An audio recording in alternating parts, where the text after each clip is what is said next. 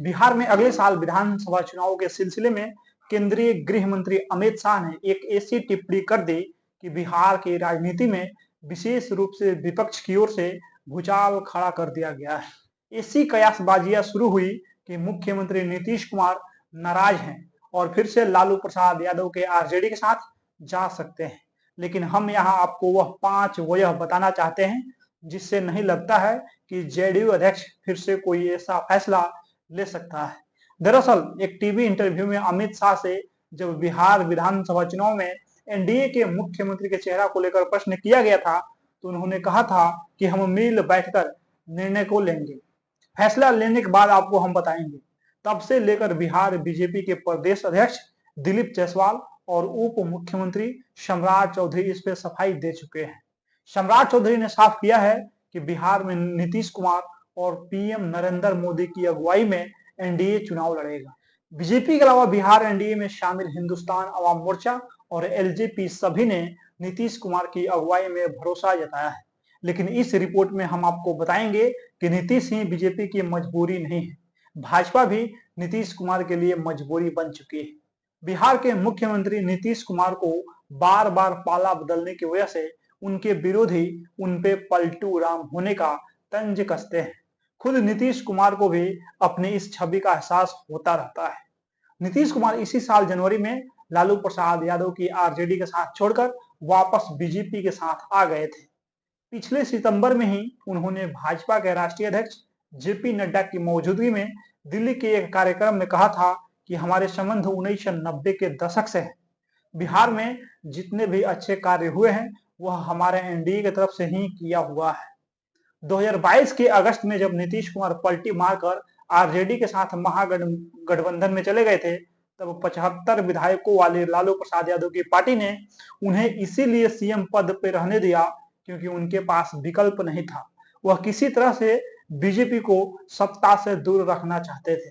नीतीश कुमार आज की राजनीति के बहुत ही धुरंधर खिलाड़ी बन चुके हैं। उन्हें मालूम है कि विधानसभा चुनाव के लिए बीजेपी के सामने एनडीए के लिए उनके नेतृत्व का कोई विकल्प नहीं है। बीजेपी को पता है कि महिला वोटरों को उन्होंने अपना एक बड़ा वोट बैंक बना रखा है, यानी वह निश्चित है कि विधानसभा चुनाव तक वही एनडीए की अगुवाई करेंगे और इस वजह से उनकी करीब 1 साल तक की कुर्सी तो गारंटी है। बिहार के मुख्यमंत्री नीतीश कुमार विवादास्पद मुद्दों पे चुप्पी साध रखी है। इस बीच कयासों का दौर जारी है। सवाल उठ रहा है कि क्या एनडीए में नीतीश कुमार इतने मजबूत हैं कि कोई बड़ा निर्णय ले पाए। जदयू के नेता जरूर बयान दे रहे हैं लेकिन खुद नीतीश कुमार बोलने से बच रहे हैं। वक्फ बोर्ड विधेयक हो या फिर वन नेशन वन इलेक्शन हो या फिर अमित शाह का अंबेडकर को लेकर दिया गया बयान, मामले में नीतीश कुमार ने इस मुद्दे पे अभी तक कुछ भी नहीं बोला है। नीतीश कुमार को जानने वाले यह बताते हैं कि नीतीश कुमार को जब कुछ बड़ा करना होता है तो वह चुप हो जाते हैं। फिलहाल वह चुप हैं।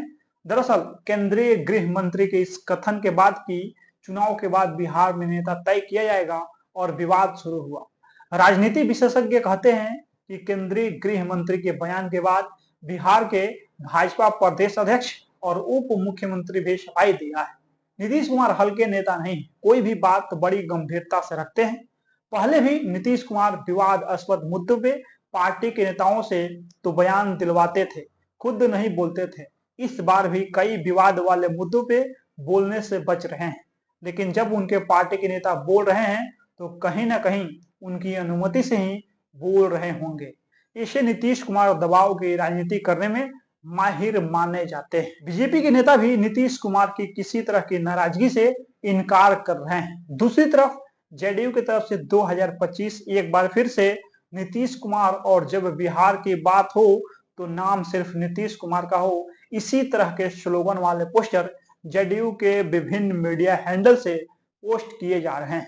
यही नहीं, नीतीश कुमार और प्रधानमंत्री नरेंद्र मोदी के साथ फोटो वाला पोस्टर भी पोस्ट किया जा रहा है और एनडीए की एकजुटता की बात कही जा रही है। एक तरफ बिहार बीजेपी के नेता और एनडीए के घटक दल के नेता भी नीतीश कुमार के चेहरे पे ही 2025 विधानसभा का चुनाव लड़ने की बात जरूर कह रहे हैं, लेकिन पिछले दिनों अमित शाह ने जो बयान दिया उसमें पार्लियामेंट्री बोर्ड तय करने की बात कह दी और उसके बाद से भी राजनीतिक गलियारों में नीतीश कुमार के चेहरे को लेकर चर्चा होने लगी। मुख्यमंत्री नीतीश कुमार की बहुप्रतीक्षित मांग को केंद्र सरकार ने हरी झंडी दे दिया है।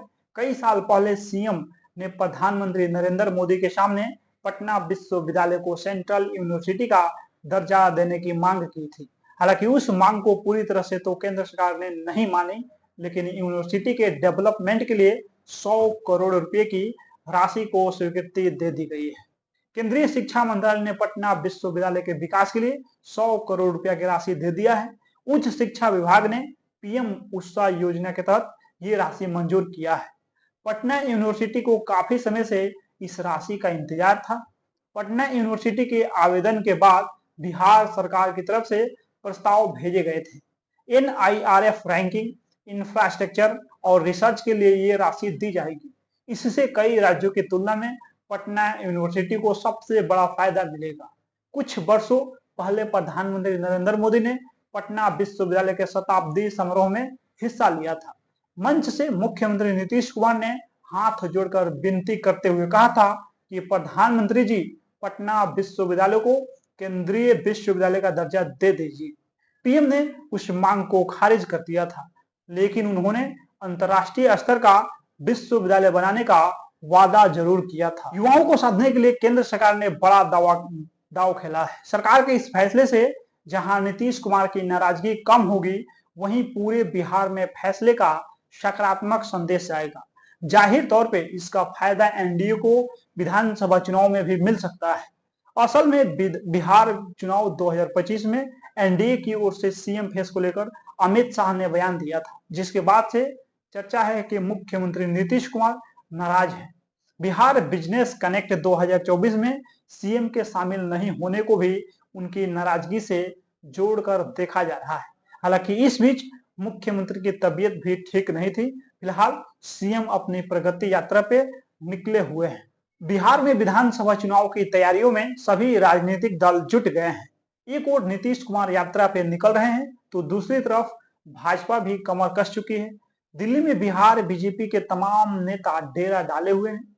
रविवार को दिल्ली स्थित बीजेपी मुख्यालय में प्रेस कॉन्फ्रेंस में सम्राट चौधरी ने कहा था कि अगले साल बिहार विधानसभा का चुनाव मुख्यमंत्री नीतीश कुमार और प्रधानमंत्री नरेंद्र मोदी के नेतृत्व में होगा। बीजेपी ऑफिस में आयोजित प्रेस कॉन्फ्रेंस में ये पूछे जाने पे कि आगामी बिहार विधानसभा चुनाव में क्या एनडीए नीतीश कुमार को मुख्यमंत्री का चेहरा एक बार फिर से बनाएगी, इस पर सम्राट चौधरी कहते हैं कि कोई भ्रम नहीं है।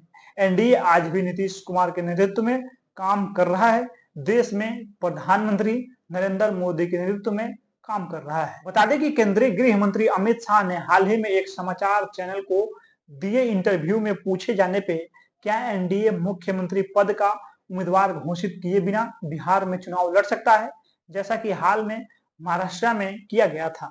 अमित शाह ने कहा कि हम एक साथ बैठेंगे और निर्णय लेने के बाद बताएंगे। वहीं अब कोर कमेटी की बैठक में शामिल होने गए सम्राट चौधरी ने नेतृत्व को लेकर स्थिति स्पष्ट कर दिया है। बिहार की 243 विधानसभा सीटों के लिए 2025 के अंत नवंबर में चुनाव होने हैं। ऐसे में भाजपा के चाणक्य अमित शाह ने बिहार बीजेपी के तमाम नेताओं को दिल्ली तलब किया है। कजाकिस्तान के अको एयरपोर्ट पे बुधवार को हुए दर्दनाक हादसे में अजरबैजान एयरलाइंस का एयरप्लेन हादसे का शिकार हो गया। हादसे की तस्वीरों में देखा जा सकता है कि प्लेन के परखच्चे उड़ गए और उसके हिस्से जमीन पे दूर दूर तक बिखरे हुए दिख रहे हैं। ये दर्दनाक हादसा पक्षियों के टकराने से हुआ है।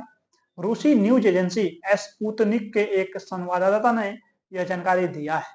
प्लेन अको एयरपोर्ट पे इमरजेंसी लैंडिंग करने वाला था, तभी एक पक्षियों का एक झुंड प्लेन के इंजन से टकराया और ऑक्सीजन का सिलेंडर फट गया।